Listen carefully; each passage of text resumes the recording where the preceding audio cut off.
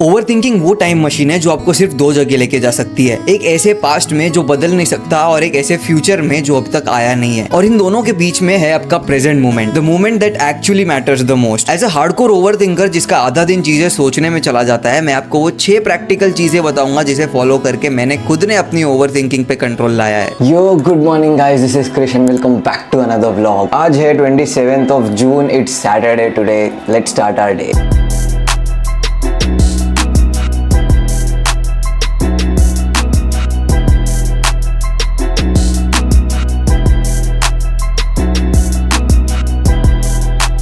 वैसे आप सबको मेरे फेस पे कुछ चेंजेस दिख रहे होंगे।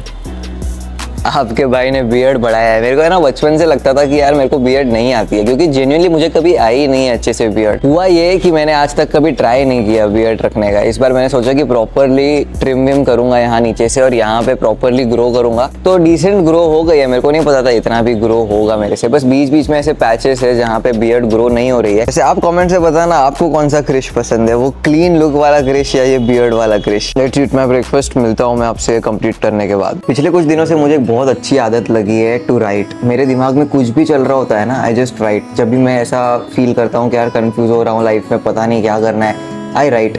क्योंकि क्या होता है ना, आपके दिमाग में बहुत सारी चीज़ें ऐसे क्लस्टर में भरी होती है। अगर आप उसे एक एक करके सोचने जाते हो ना, आप सोच ही नहीं पाओगे। लेकिन जब आप उसे पेन से पेपर पे उतारोगे, तब एक एक चीज़ क्लियर होते जाएगी कि अच्छा ये काम करना है, ये काम करना है, ये काम करना है। और फिर एक एक करके जब आप फिगर आउट करोगे ना, तो आपको जेन्युइनली अच्छा सोल्यूशन मिलेगा। This is what I felt. मुझे बहुत लोगों ने पहले भी बोला था, बट मैंने कभी ट्राई नहीं किया था। मुझे लगा कि यार ठीक है, लिखने से क्या ही होगा, मैं मन में सोच तो रहा हूँ ना। But trust me, writing helps. मतलब बहुत कुछ लिखा है, स्क्रिप्ट से लेके मेरे गोल्स से लेके, यू कैन सी।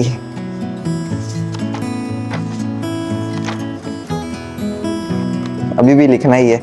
आज भी मैं एक वैसे ही स्टेज में हूँ कि मुझे बहुत सारी चीज़ें हैं मेरे माइंड में, बट समझ नहीं आ रहा है कहाँ से शुरू करूँ। तो आई जस्ट राइट के यार ये टास्क कंप्लीट करना है, फिर एक एक को मैं देखूंगा कि यार किसको कैसे एग्जीक्यूट करना है।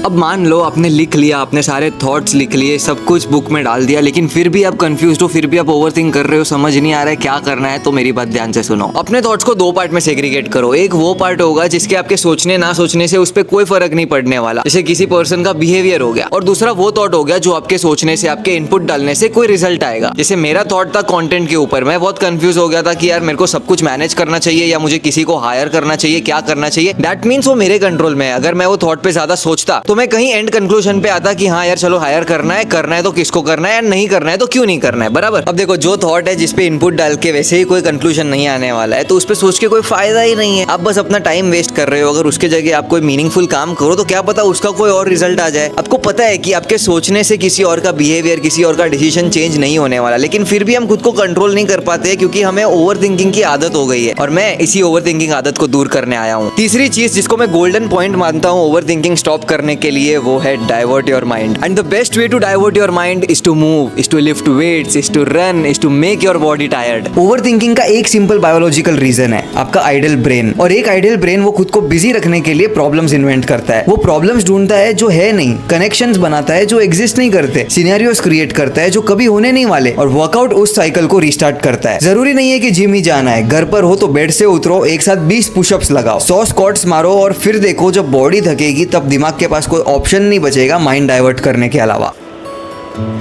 हम सब की है ना ये आदत होती है कि जब एक प्रॉब्लम आता है तब उसे खोद के और नीचे जाते रहते हैं और फिर और प्रॉब्लम्स खोदते रहते हैं। फिर हम ऐसे दलदल में चले जाते हैं कि वहाँ से बाहर निकलना बहुत मुश्किल हो जाता है। सो एक चीज़ मुझे चाहिए कि आप सब करो कि जब कोई प्रॉब्लम मिलती है ना, तो वो प्रॉब्लम के अंदर मत घुस जाओ। मतलब ऐसे मत सोचो यार मेरे साथ ही क्यों हो रहा है, यार काश ऐसा किया होता, काश वैसा किया होता। देखो वो सब आपके हाथ में है ही नहीं। अभी आपके हाथ में क्या है कि जो चीज़ हो चुकी है या जो चीज़ होने वाली है उसे करेक्ट कैसे करूँ। तो instead of focusing on problem, start focusing on solution. कुछ रियल लाइफ एग्जाम्पल लेते हैं जो हम सब गो थ्रू करते हैं। अभी समझो आपका एग्जाम है एक वीक में, आपने अभी पूरे साल पढ़ाई नहीं किया, अभी एक हफ्ते बाद एग्जाम है, अब आप सोच में बैठ गए यार क्यों मैंने पढ़ाई नहीं की, यार काश वो ट्रिप पे नहीं गया होता, काश टाइम पास नहीं किया होता। भाई अभी सोच के कोई फायदा ही नहीं है, और सोचते रहोगे एक हफ्ता जो आपके हाथ में है वो भी चला जाएगा और आप फेल हो जाओगे। उससे अच्छा जो एक हफ्ता आपके पास है उसमें पूरी जान लगा दो, एटलीस्ट टॉप नहीं मार सकते तो पास तो हो जाओगे। अब दूसरा एग्जाम्पल लेते हैं, समझो किसी को आपने बुरा भला बोल दिया, कुछ ऐसी चीजें बोल दी जो आपको नहीं बोलनी चाहिए थी, और अगर आप वही गिल्ट में बैठे रहे कि यार क्यों मैंने ये किया, क्यों मैंने वो बोला, तो वो रिलेशन तो बिगड़ा ही, प्लस आपकी मेंटल हेल्थ भी बिगड़ जाएगी। उससे अच्छा एक फ़ोन उठाओ, बोल दो सॉरी यार गलती हो गई, मेरे से वापस नहीं होगा। थोड़ा बहुत वो भी सुनाएंगे आपको, सुन लो, आपके अपने गलती की है, एंड एवरीथिंग इज सॉर्टेड। मतलब जो रिश्ता पहले था वो रिश्ता वापस आ गया है। पॉइंट नंबर 5 जो सबसे ईजी पॉइंट है लेकिन उससे कोई यूज़ नहीं करता है, वो है किसी से बात करना। और अगर आपको लगता है कि किसी से हेल्प मांगने से आप वीक दिखोगे, तो समझो वीक का मतलब क्या है। आप एक दलदल में गिरते जा रहे हो और इतने नीचे तक पहुंच गए कि रोशनी बहुत ऊपर दिख रही है, उसे वीक होना कहते हैं। And what's the big deal, अगर आप ऊपर आने के लिए किसी का सहारा लेते हो तो इसमें बुरा ही क्या है। देखो महाभारत में अर्जुन जैसे अर्जुन को भी कृष्ण की जरूरत पड़ी थी।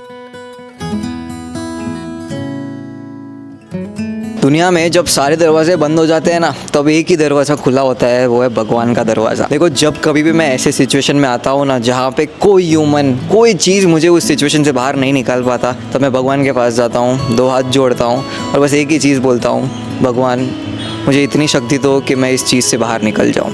एंड अपने आप अचानक से मुझे सोल्यूशन मिल जाता है, मैं जैसे तैसे करके बाहर निकल जाता हूँ। और जितनी बार भी ये हुआ है ना, उतनी बार मैंने नोटिस किया है कि जब कभी भी भगवान से कुछ मांगा हो वो पूरा होता है, कंसीडरिंग कि आप दिल के अच्छे हो। बस एक ट्रस्ट कभी मत जाने देना कि भगवान ने अगर तुम्हें यहाँ तक लाया है तो वो तुम्हें इससे आगे भी लेके जाएंगे और इससे बाहर भी निकालेंगे।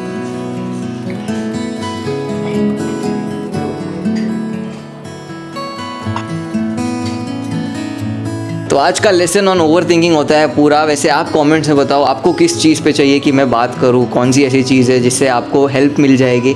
और वीडियो अब तक पूरा नहीं हुआ है क्योंकि हम बाकी का व्लॉग कंटिन्यू करेंगे। मेक श्योर कि अगर आपने वीडियो यहाँ तक देखा है तो आप एंड तक देखो, थोड़ा माइंड फ्रेश हो जाएगा, मुझे और जानने मिल जाएगा। अभी वैसे बज रहे हैं 1:36 एंड हम बैठ रहे हैं लंच करने को। आज बहुत मस्त चीज़ बनाया है, मेरा फेवरेट है, ये वटाने का रोटी है।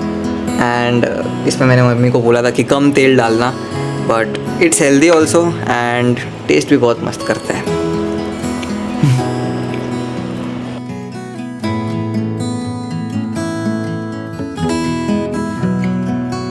यूजुअली मेरा आफ्टरनून का टाइम स्क्रिप्ट राइटिंग का होता है। मैं सुबह कॉन्सेप्ट सोच के रखता हूँ कि मुझे आज किस पे वीडियो बनाना है।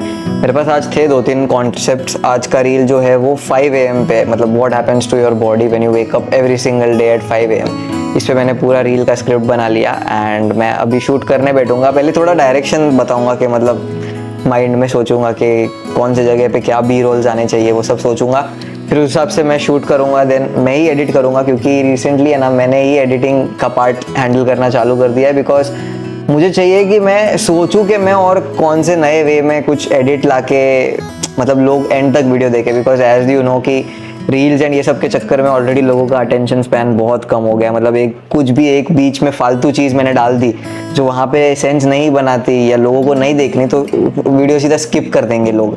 तो इसीलिए मैं ही एडिट कर रहा हूँ। थोड़ा हेक्टिक हो रहा है but it's okay, at least I learn something. तो अभी जल्दी से बैठते हैं वो डायरेक्शन वाला पार्ट करने को, then I shoot edit.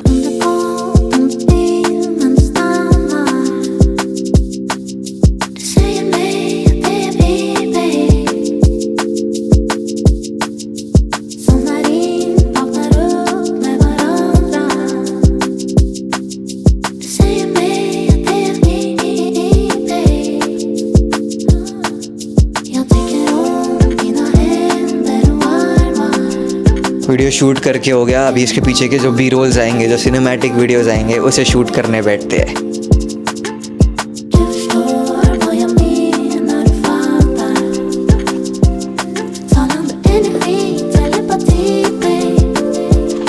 Over thinking control में लाने का एक बोनस स्टेप, मेडिटेशन।